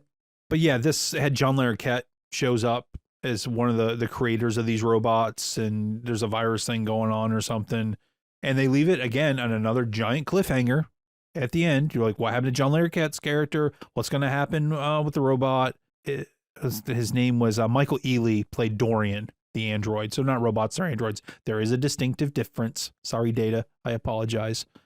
But yeah, it was just really fun because like it was this buddy cop, but like they didn't get along. But they eventually like learned to respect each other because they've saved each other's lives. And him coming to terms with this robotics that he doesn't want there, and the android trying to overcome his glitches and kind of become more human, which is why it's called Almost Human. It says here that he was actually an obsolete model. Okay. Yeah, I don't remember exactly why he gets his model, but there's issues why he's obsolete. Something to do with it. And I think that was part of the mystery of the show of what was really going on with Dorian. But you don't understand because Fox is like, nah, goodbye. I will say, I'm looking at You saw this show, didn't you? the IMDb. No. I thought you saw this show. No, I'm looking at the IMDb for it. It's a 7.9 out of 10 from 52,000 ratings, which is incredible. And yeah, Carl Urban looks so young. Yeah. Like it's almost It disturbing. says here that crime rates have risen to 400% or something in this place they're in, this city. Oh my. Yeah. It was and then the special effects were done so well. Like I felt like they threw money at this show to make it look sleek. If you watch iRobot with Will Smith, you're getting that level on this show. I mean, I am remembering, obviously I have not seen this in a long time, but I felt like at watching, I was like, this feels like sort of a movie here. Like every episode was just sleek and just bright and futuristic. It wasn't like that Blade Runner, everything was all rainy and it was dark and there's neon everywhere. This was almost like a Demolition Man type deal. I mean, not so pristine, but it was like an in-between of all this. And I felt like everybody I talked to at the time was enjoying it. They were digging this show. And everybody that I knew was like pissed. Like, I have no idea why this show was taken off the air. No idea, but it's stupid. But anyway, let's bring this back. Let's do a season 2. I don't want this to be just straight up reimagined. I feel like to do that, you're just going to reintroduce the same mysteries of the first season, and then you might not get those answers. I think we do some sort of cop-out answer for a couple of the mysteries and have, I mean, Carl Urban does a lot of things. Like, he doesn't have to just do one TV show. He's doing a bunch of different things. Or even have, maybe he's not there. Maybe something happened to him when you get Dorian is still around. Or Minka Kelly. I mean, Teen Titans got taken off. I mean, she can come back, right? So have her like show up, and maybe this is like 20 years in the future, or 15 years in the future, where you can still have the same world. You don't have to scrap everything. I mean, these androids don't just up and die, you know? Well, let's do a continuation. Let's kind of like you did with the Bones thing. Let's just bring it back just a little bit farther in time. Right. That way somebody can go back and binge watch this, wherever you can watch it. I don't know. It's a Disney thing now. And yeah. According to IMDb, it's currently streaming on Tubi. Tubi. Well, Tubi's all right. I mean, you get a couple little baby commercials in it, and it's over quick. Watch the movies on Tubi. I'm gonna have to check it out. Yeah, I think it's worth. It just sucks that it kind of ends the way it does, and you're like, well, fuck. Okay. Well, shit. Don't know what's gonna happen now. Yeah. So that's my pick. Almost Human. Let's get a second season in the distant future of. So instead of 2048, let's give it 2061. Let's bring back in 2061. I think that's reasonable. Yeah. Carl Urban can cameo in the first episode or something. They did that whole Knight Rider thing. They tried to bring that back. And I think Hasselhoff was like in one episode just to kind of give you that nostalgia. But you can actually bring his character back or have a flashback or something. I don't know. Right. I think it deserves it. It was so well done. You just gave the ratings on IMDb. Pretty darn high. Yeah, people liked it. So shoot. That's your pick. Well, I'm going to jump to the other end of the spectrum from your fancy 7.9 down to a 5.1. A little lower. I would love to see from 2006 the movie Aragon brought back. Now, Saw it once. hear me out. Yes, I know it was an awful movie. But was it? Yes. I'm not as hard on movies, people. Yes. It was, especially in considering it to the book. That's what I heard, and I didn't read the book. Right. So I say reboot the franchise, give us a fresh look at Aragon, new actors, new everything, revamp the CGI, make it a series instead of a movie so you can stick to the book. What is the very simple plot of this? 2-3 line plot. You've read the book, you've seen the movie. Like, what is this about? Aragon, a poor farm boy, lives in a kingdom ruled by John Malkovich. I can't pronounce the other name. Who it's a powerful evil monarch. One day, Aragon discovers a beautiful stone that he realizes is actually a dragon's egg. Egg hatches. Aragon sets forth on a path to restore the glory of his homeland's legendary dragon riders. Isn't this How to Train Your Dragon? Yeah, give or take. No, I'm just kidding. So I knew it had dragon riders in it. I did see the movie. I don't remember a lot of it other than John Malkovich. I mean, Robert Carlyle's in it. Hell yeah, man. Didn't this come out around the time of the Dungeons and Dragons movie? I'm pretty sure it did. Dude, this research, like, I gotta type things in.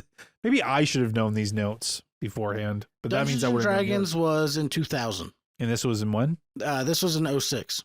Okay. So no. No.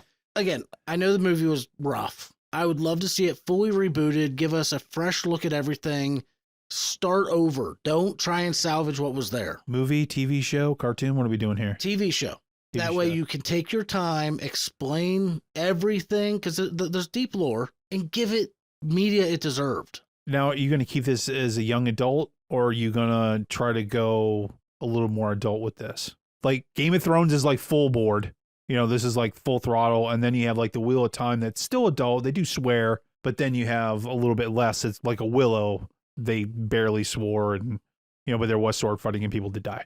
Probably more like what was that show? The 100? Okay. CW. Keep it. That's a hard PG. 13. If there's language, there's language. Let it fly. But don't go overboard. Don't try and make it vulgar. I just, if you stick with the source material, I don't remember those books really being aimed as adults. I think they were aimed more as young adults. So we don't want any Game of Thrones prostitutes running around in this. Make this more of a young adult. Because there really isn't a good fantasy show out right now for teens. No. They can watch Rings of Power, I suppose. Like, that's not really, because there's no boobies in those shows. I'm just the whole epic rap battles thing. Yeah, we need something for a little bit younger. So if that's where you're gearing. No, I agree. I mean, I love the book, Aragon, but I never read the other books because this movie killed it for me. Oh, man, that's sad. Give me a reason to want to go back and read it. Give me a reason to care about these characters. You give me the name of a director, I'm sending a letter, and not an electronic one. As a big fan of fantasy, I would love to see this completely overhauled, give it a makeover. Well, I mean, every big franchise as far as fantasy books is going is getting something at some point. See, and this it's only a falls- matter of time. This falls in the same category as John Carter to me. It had so much potential, but it wasn't given a proper chance. Yeah. And That in sounds about 06, you also had Lord of the Rings and stuff that were Wrapping up. at what was point. that? Well, yeah, but it was at the peak of its popularity. This just blended in as another fantasy story. Yeah, I think stuff like this, a lot of these old fantasy shows get brought in as a movie. And I think that's a really kind of killer for them, because if you have a 6-book series, even with, like, say, Lion, the Witch, and the Wardrobe, all the Chronicles of Narnia, they're cool movies, but you're not getting the full spectrum of everything that's going on. You don't understand, like, why certain races are there, kingdoms are there. It's something like Aragon. I'm going to guess that this has at least 4 books, somewhere around there. I know there was originally 3, but I think they did write a 4th one. So you got 3-4 books. You're not going to do that in a movie. Right. Or even if you continued it on as like a movie series, I think streaming is the way to go, a TV show, because you need to have 8 to 10 episodes to understand what's going on in book 1. Like, okay, so they did that with Hunger Games. Amazing movies. But if you read the books, you know that there's a lot missing. Yeah. Whereas Silo, they did it as 8 episodes or whatever, 10, 8. And they... I think that helped that it's a capsule show. Well, sure. It's a battleship show. Like it's Yeah. you don't leave the silo. Like Right. you're in the silo. But I mean, like, sure, there's some stuff from the books that didn't make it in, but that's just because it would have been harder to explain. I thought they did a phenomenal job taking it from book to screen. Right. But Do if you that have with this. But if you have like 7 kingdoms and different wizards and dragons and things, that's hard to put in like a 2.5-hour movie. So you need that show See what they do with to that? explain it. They need to do a season per kingdom to build all the characters, and then have like the final season where they all converge and kill each other. That'd be a pretty cool idea. If you could hold your attention that long. Yeah, well, you'd have to have one big arc, and then they'd be like, well, it's season 5 and Jimmy hasn't come back. Well, that's because you gotta wait till season 6 when they all face each other, And poor Jimmy, he's in the river with some concrete shoes. So that's where I'm at. Aragon, what do you got? What's What your do I got? final... Well, speaking of flying, I got a couple characters that can fly or should fly or whatever. Sky High. Let's do a Sky High sequel. Now, I was shocked to find out that like Disney didn't do some Disney Channel direct sequel to this, because I had seen... It just died. What died? Your computer? No. What? What? Oh, well, you were looking like your computer. Like, you have a history of No. your stuff just shutting off. You're saying they didn't do a sequel. No, Yeah. I'm saying they killed it. It just Yeah. died. They didn't do anything with it. Yeah, a lot of people have talked about coming back, and a lot of these actors have gone on to do a lot of bigger things, or have continued to stay big, like Kurt Russell. The one guy, his show, Succession. He's a super tall guy in Succession. He was in the show. He glowed. How tall? Do you have that written down? How tall was he? I think he's 6'4". I'm gonna guess 6'4". He's a tall, skinny dude. He's huge, man. Kurt Russell. No, the guy from Sky High, he glows, and he went on to Succession. Oh. Doesn't this guy have Taylor Kitsch in it too? Or the guy that looks like Taylor Kitsch in it? Anyway, so I'll give you the premise of it in case nobody even knows. It's about a school of superheroes. Kurt Russell's kid goes to a school of superheroes, and it's got the chick that plays Killer Frost in The Flash. She's in here. There's a lot of it brings in Linda Carter as the principal. She played Wonder Woman. A lot of cool cameo type things in there. And, they're all fighting each other and they're battling each other and they're learning should they become a hero and a villain and all these things. It's just a really cool premise of showing everybody with all these different powers, what they can do. And listen, superheroes are still big right now, whether the shows are doing good critically or not, or even fan servicely good or not. But Disney needs something, again, that's a little bit younger. That's not The Boys. This was Gen V before Gen V, only people weren't climbing on certain members and exploding and swearing and doing all kinds of other crazy things. This was clean. Yeah. Maybe a little too clean, but they could make this just a little bit more adult, just a smidge. I'm not saying like full frontal or anything, but they could definitely make this a little bit more adult and give it like a full-on season. I don't want another movie. I want a season. I like seasons of things. That way it continues and I can gestate and it can live free in my head for a while. I think that's what needs to happen here. And I don't think it needs to be recast because I think some of the characters from the movie can show up in random episodes, like a substitute teacher of the week type thing or something. You know, Will Strong, who takes a little while to get his powers and then realizes he's super strong like his dad and stuff, I think.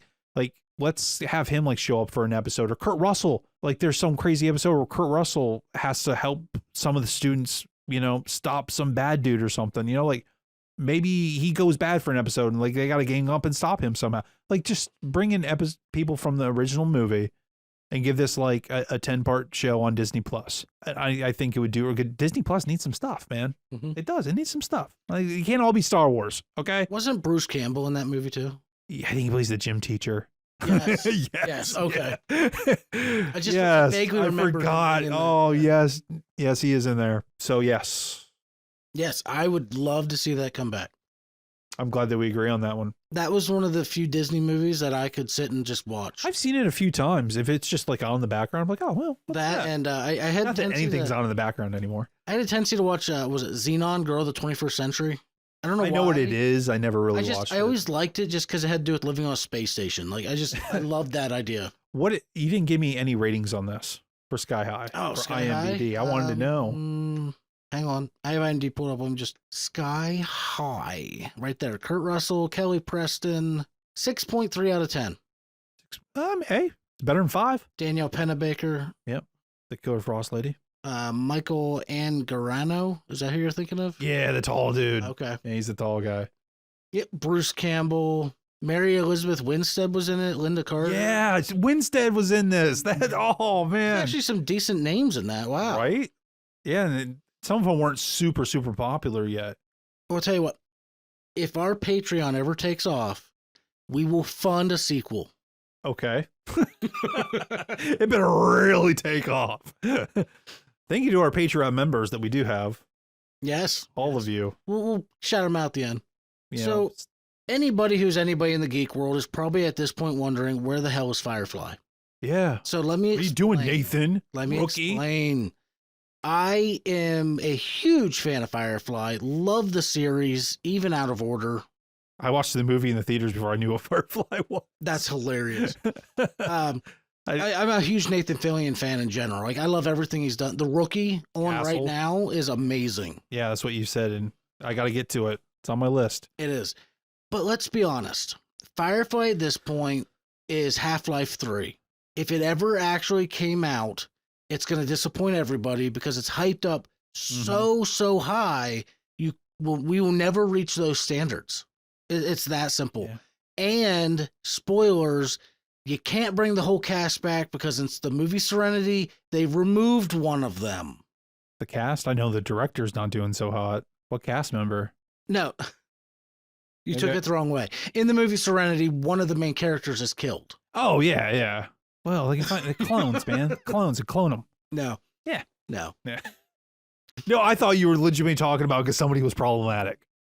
Oh, no. Yeah, speaking of problematic, just real quick, did you hear that Scarlett Johansson might be joining the Jurassic Park series as the lead of the next movie? Shout out to her for showing up on SNL, though. That was funny. If she isn't Black Widow in those fighting raptors barehanded, I don't care. Yeah, but back to Firefly. Real quick, actually, you just said that. Did you know her husband is one of the newscasters for SNL? He's the reason I watch SNL. I love how like they write each other's jokes and, you know. You should have seen the Yeah, look there on was- Emily's face when she found out that they were married. Well, there was one where he said about my wife's movies and they put a picture of her and I'm just like, no way. She just showed up in the episode with Josh Brolin. She does like a whole entire monologue thing. And Emily kept looking at me. She's like, is Scarlett Johansson on SNL right now? That's amazing. I was like, yeah, she, I don't know. Yeah. Okay, sorry.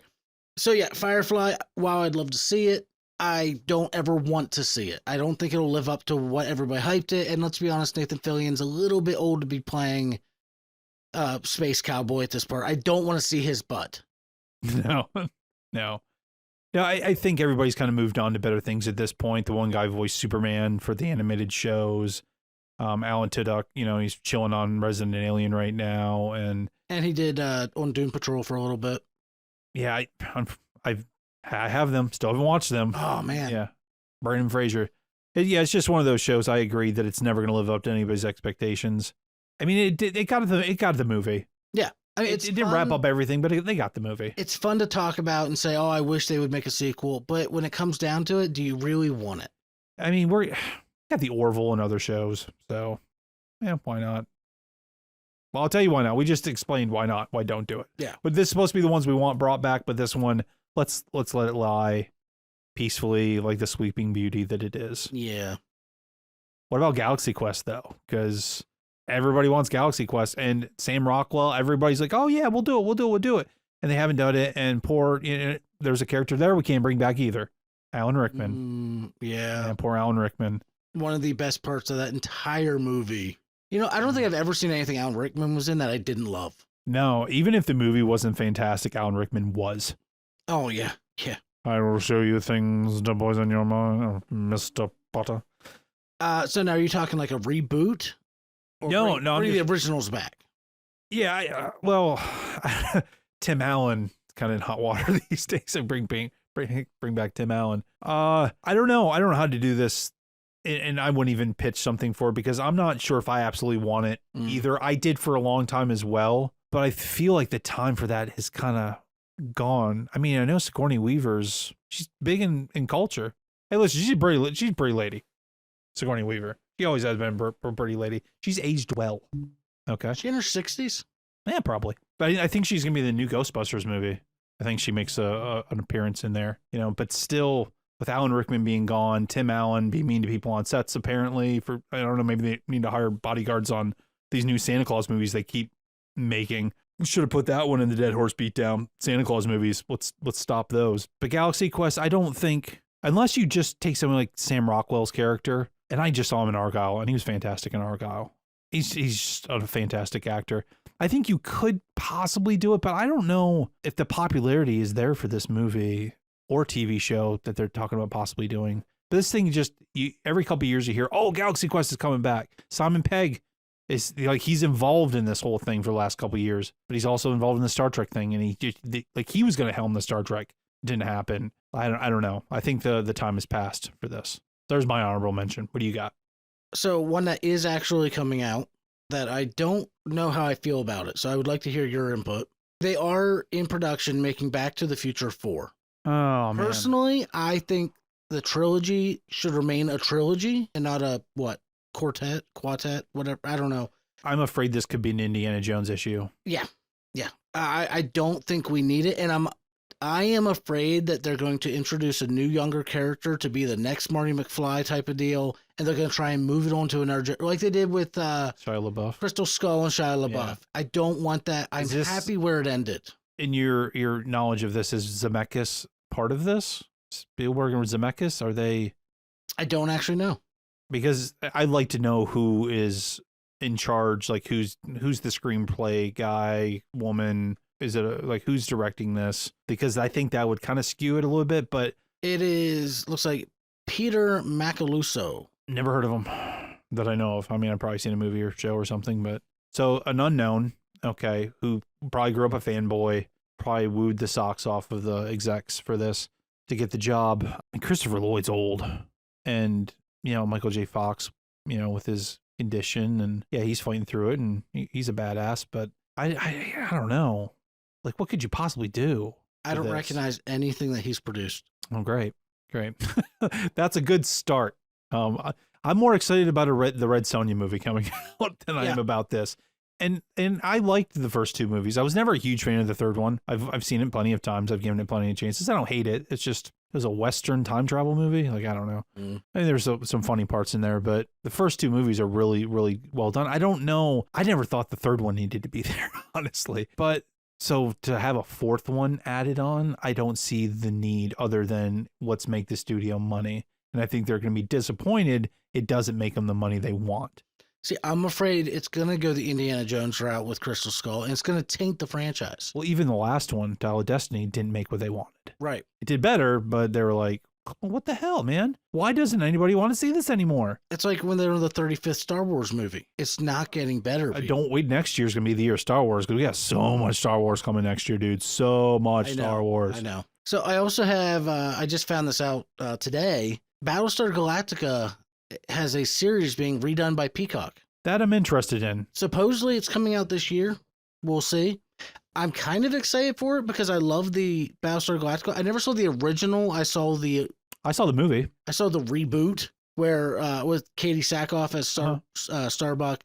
I don't know how I feel about it. I love that series and I would love to see it redone because going back into those universes is fun, but does it need to be redone? There's a couple of things here. They were able to take that original movie and create a whole series remade off of that with the same exact premise. Now, it had been a while. I mean, we're talking mid 70s, late 70s, early 80s. Battlestar Galactica came out with people with the dude had like super white hair and, you know, Buck was the dude. And so, yeah, the sci-fi show comes off way later and they reimagine the whole thing. It's still basically the same story, the 12 colonies, the Cobalt, all that stuff, but they like give it so much more. You're like, oh, this is awesome. But with that reimagining, what newness are they going to give this? Is this still going to be they have left Earth, they're in colonies, and now they need to get back to Earth? Is it still going to be exactly, because that is the story Battlestar. If it's a whole nother story, is it really Battlestar? Right. Because that is the plot of that universe. It's not like Star Wars where, well, now we'll just focus on this planet on the other edge of the galaxy. Or Star Trek where they're like, well, this is going to be this ship of the Federation.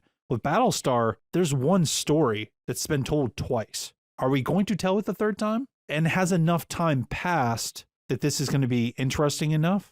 Yeah, see, I don't know. This one's up in the air. I am willing to definitely check out the first episode because I am a fan of the franchises, of all these sci-fi things we talk about, and I'll definitely give it a chance. I'm not going to be a wiener about it, but... So the reboot was in 2004 to 2009. Yeah, and one was the original, like 78. I mean, it was like right around Star Wars, I'm pretty sure. I wasn't ready for that question. The original was 78 to 79. Damn. God, love it when I'm right. Yeah, so you had a huge chunk of time in between there. And I mean, a little, I don't know. It's 50-50. I'm a roll of the die on this. Yeah, see, I'm torn. Yeah. What's this DC? What do I need to roll? So next up, I have, again, another one already being made. We talked about it. Alien. They're doing the TV show and the movie. But do you really consider this to be a revival or a reboot? Because we just got Covenant not too long ago. Well, this is a rebooted continuation remake, but not really, of the original couple movies. Taking place in between the first and second movie. Yeah. And then one of them takes place way before, the other one takes in place between 2 and 3 or 1 and 2 or something. I mean, I'm going to check them out, but I'm not optimistic.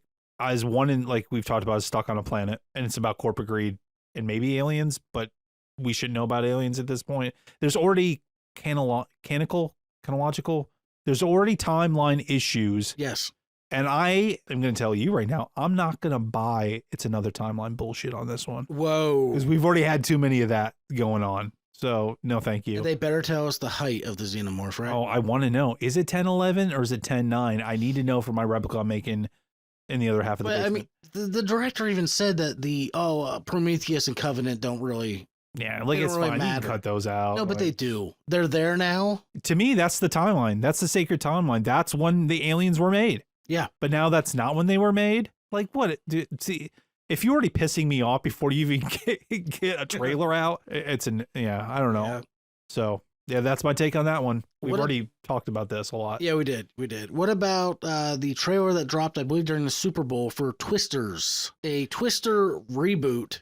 Okay. Well, I don't know if it's a reboot or a sequel-ish thing going on. It looks like a sequel with a very, very similar premise. 2 words. Glenn Powell. Colin Powell? He was a good general, maybe. No, Glenn Powell, who's not having an affair with Sydney Sweeney. Dude, this dude's awesome. He's to me the new Dennis Quaid. Like he's just awesome. And he could be like the new Kurt Russell too for his variety. He's got like that type of charisma, that type of look, that type of acting chops. So should he be in Roadhouse instead of Jake Gyllenhaal? He would have killed it in Roadhouse. Well, Jake Gyllenhaal is ripped. Jake Gyllenhaal ain't big. I still think they But should then have brought again- Sam O'Neill back. Yeah. I think Yeah. bring the mustache back. That mustache is epic. So we were talking about Twisters, and Yeah. I don't know if I'll go to the theater to see it, which I don't want this movie to tank because it looks fun. I liked the first Twister. I thought it was ridiculous, first off. But I mean, one of the biggest things from back then is the cow. And I heard a lot of people say if there's no cow in a Twister in this movie, we're rioting. Like, you got to have some sort of throwback, even if it's a bobblehead cow. You got to have something as a throwback joke to that, you know? They even have like a bobblehead cow on the dash and it gets ripped off into the Yeah, storm. like that. Yeah, I'm interested. I am definitely interested in this movie.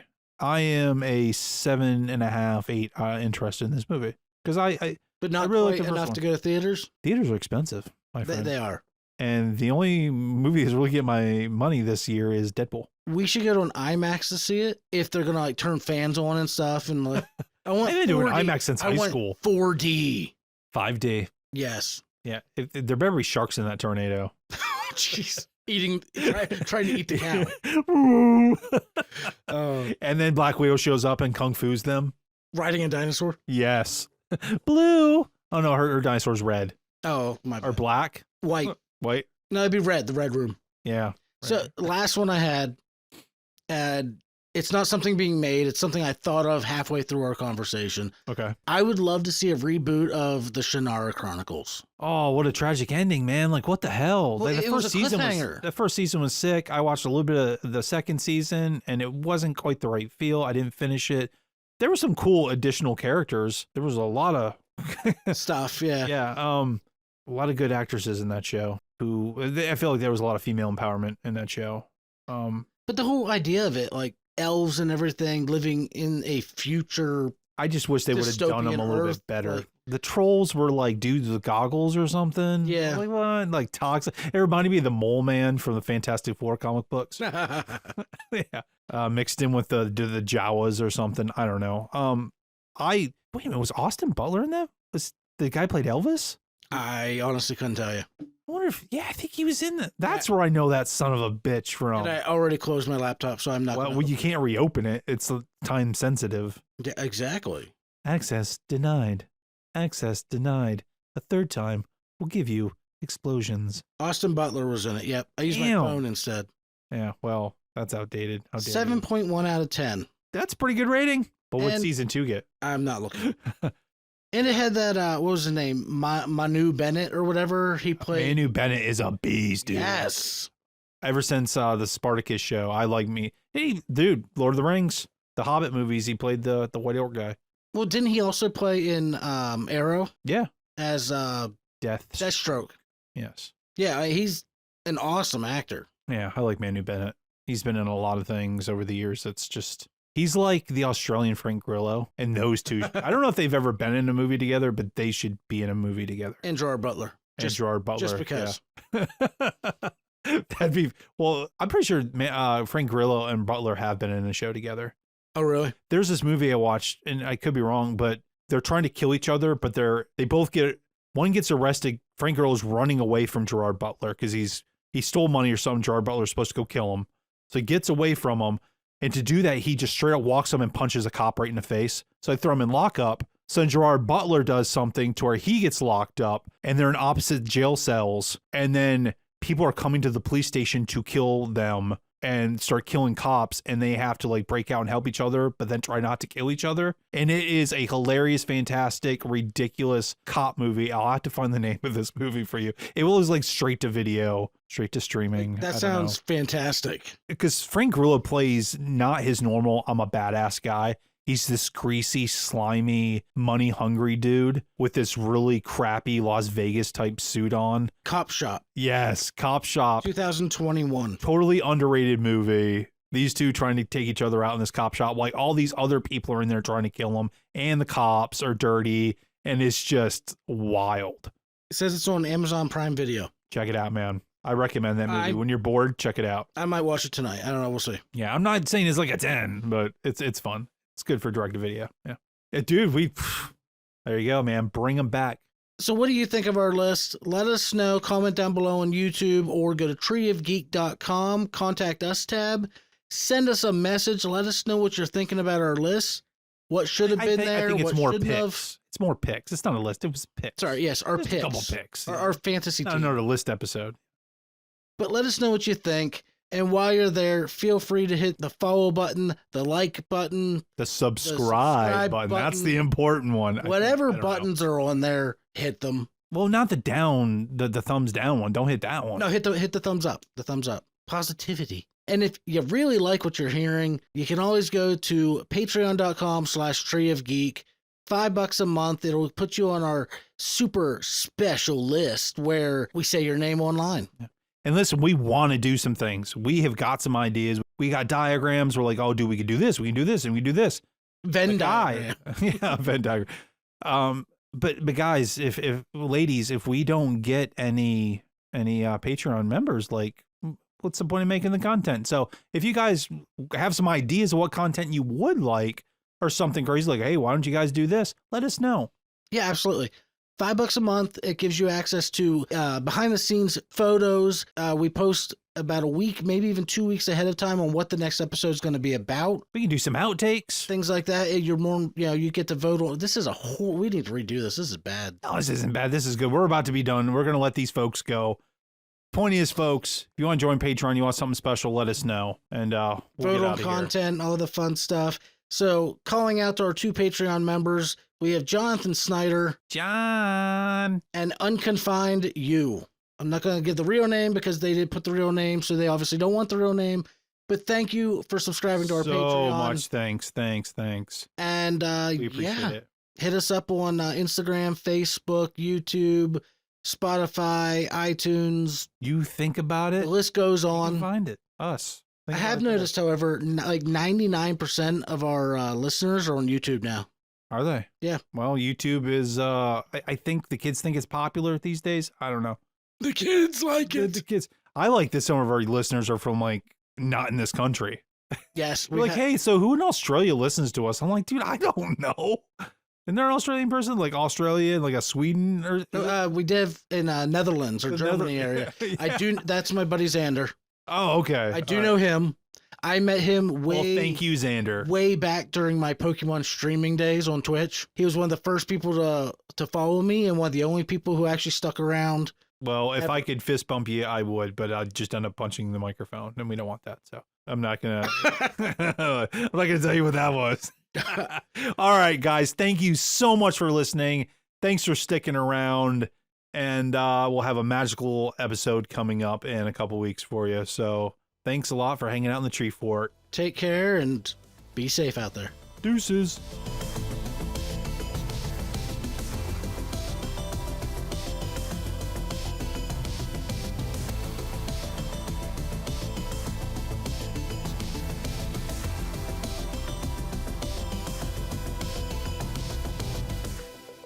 I don't know where to go from there.